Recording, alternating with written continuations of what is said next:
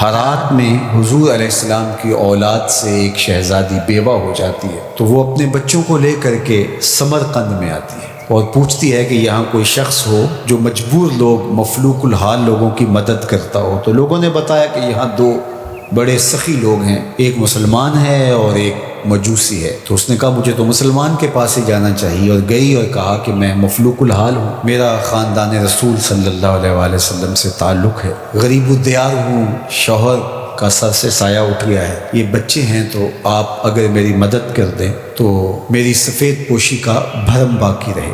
تو اس نے کہا کہ بہت سارے لوگ آتے ہیں اور اس طرح کی باتیں کرتے ہیں، تم بتا سکتی ہو کہ تمہارے پاس کیا ثبوت ہے خاندان رسول سے ہونے کا؟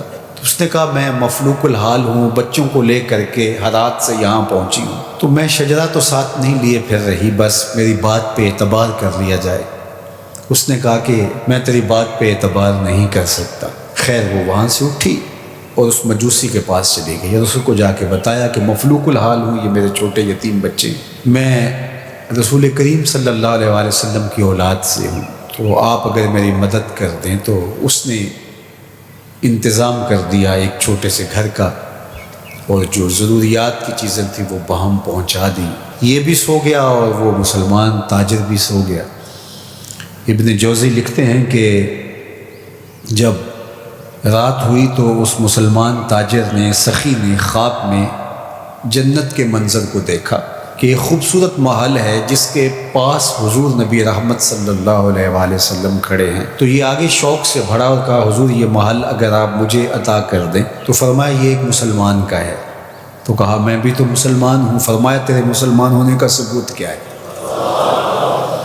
آنکھیں کھل گئیں، ماضی کا سارا قصہ ذہن میں تازہ ہو گیا، اور وہ جو لفظ کہے تھے کہ تیرے سیدہ ہونے کا ثبوت کیا ہے، وہ لفظ احساس پہ ہتھوڑے برسانے لگے اور نکال دیا گیا دربار رسالت سے۔ صبح ہوئی تو ڈھونڈتا پھرتا ہے کہ کل یہاں کوئی سید زادی اپنے بچوں کو لے کر کے آئی تھی، کسی کو پتہ ہو تو لوگوں نے بتایا کہ وہ فلاں مجوسی ساہوکار اور سخی جو ہے اس کے پاس ہے۔ تو وہ گیا اور دروازہ کھٹکھٹایا اور قدرے وسیلے انداز میں کہنے لگا کہ ہمارے نبی کی بیٹی ہے اور آپ کو حق نہیں پہنچتا ہے، ان کی خدمت ہمارا ہی حق ہے، بلکہ کہا 300 دینار لے لو اور جلدی کرو ہمارے سپرد کر دو۔ تو اس نے مسکرا کے دیکھا، کہا کہ میں نے تو انڈٹھا سودا کیا تھا، اب تو منظر دیکھ چکا ہوں، جہاں رات آپ کو دھکے دے کر نکالا گیا وہاں مجھے وعدہ دیا گیا کہ تو نے میری بیٹی کی خدمت کی ہے، تجھے اور تیری نسل کو جنت کی ضمانت دی جاتی ہے، اور میں تو حضور کے ہاتھ پہ کلمہ پڑھ کے اسلام قبول کر چکا ہوں۔ اللہ اکبر! نسبت رسول کا احترام، محض نسبت رسول، عمل تو بعد میں آتے ہیں۔ اللہ اکبر! تو فرمایا کہ احبو لأہل بیتی لحبی، میرے اہل بیت سے محبت میری وجہ سے کرو۔ اللہ اکبر! امت کو سمجھنا چاہیے کہ اہل بیت رسول کا معاملہ کتنا حساس اور کتنا نازک ہے، اور آقا کریم نے کس قدر اس کو اہمیت کے ساتھ حجۃ الوداع کے موقع پر ارشاد فرمایا، اور دوسرا حضور علیہ السلام نے مقام خم پر باقاعدہ خطاب کرتے ہوئے ارشاد فرمایا۔ یہ مکہ اور مدینہ کے درمیان ایک جگہ ہے۔ الا ایھا الناس، اے لوگو، انما انا بشر یوشک ان یاتی رسول ربی فاجیبو، فرمایا کہ میں بشر ہوں، موت کا فرشتہ پیغام لے کر میرے پاس بھی آئے گا اور میں رب کے بلاوے پر حاضر ہو جاؤں گا۔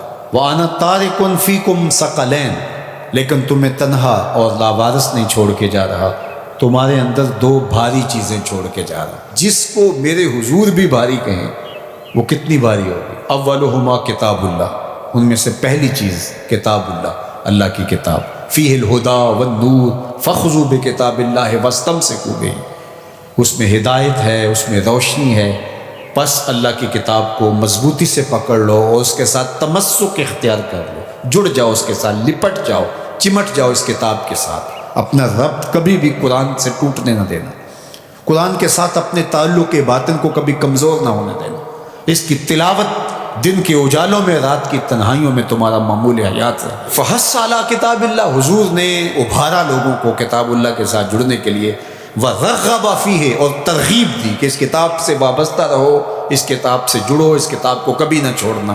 ثم قال، پھر ارشاد فرمایا، وَأَهْلُ بَيْتِ، اور میرے اہل بیت، اذکرکم اللہ فی اہل بیتی، اذکرکم اللہ فی اہل بیتی، اذکرکم اللہ فی اہل بیتی، 3 مرتبہ فرمایا، میں تمہیں اپنے اہل بیت کے بارے میں اللہ سے ڈراتا ہوں، تذکیر کرتا ہوں، نصیحت کرتا ہوں کہ میرے اہل بیت کے معاملے میں کوتاہی نہ کرنا۔ 1 بار نہیں کہا، 2 بار نہیں کہا، 3 بار فرمایا۔ نگاہ نبوت کچھ دیکھ رہی تھی کہ لوگ کربلا کے اندر شہزادگان رسول کو شہید کرنے کے درپے ہوں گے، اور اہل بیت نبوت کی عظمتیں لوگوں کو ہضم نہیں ہو پائیں گی۔ تو حضور نے 1 بار نہیں، 2 بار نہیں، 3 بار فرمایا کہ میرے اہل بیت کے معاملے کے اندر ان کی حساسیت اتنی ہے کہ کوتاہی کا ارتکاب نہ کرنا۔ اہل بیت نبوت کا معاملہ بہت حساس ہے، بہت ہی حساس ہے۔ یزید پلیت نے اہل بیت کے ساتھ ٹکر لے کے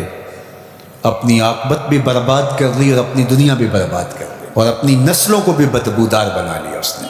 یزید کا نام بدی کا استعارہ بن گیا، دشنام سے بھی بدتر، گالی سے بھی بدتر یزید کا نام۔ حضرت امام حسین رضی اللہ تعالیٰ عنہ حق کا استعارہ بن کے ابھرے، اور قیامت تک ان کا نام زندہ، روشن، سرخرو، کامیاب اور بامراد رہے گا۔ رہتی دنیا تک حسین کے نام کا جھنڈا اونچا ہی رہے گا۔ اہل بیت کے لیے دلوں میں محبت جو موجزن نہیں رکھتا سینے میں، اس کے سینے میں پتھر رکھا ہوا ہے، اس کے سینے میں کسی مومن کا دل نہیں رکھا ہوا۔ یہ پیار تو ہر وقت سلگتا ہے، لیکن جو ہی محرم کے ایام آتے ہیں تو پھر خوشبوئیں پھیلنا شروع ہو جاتی ہیں، اور ان کے لیے دل میں جو جذبات پیدا ہوتے ہیں، اللہ اکبر، ہماری 1000 جانیں تصدق ان کے قدموں سے لپٹی ہوئی خاک پر۔ دین کے جھنڈے کو جس طرح انہوں نے اونچا رکھا، سرخرو اور سر بلند کیا، قیامت تک یہ امت خراج پیش کرتی رہے گی، اور محبتوں کے نذرانے ان کی چوکھٹ پہ پیش کرتی رہے گی۔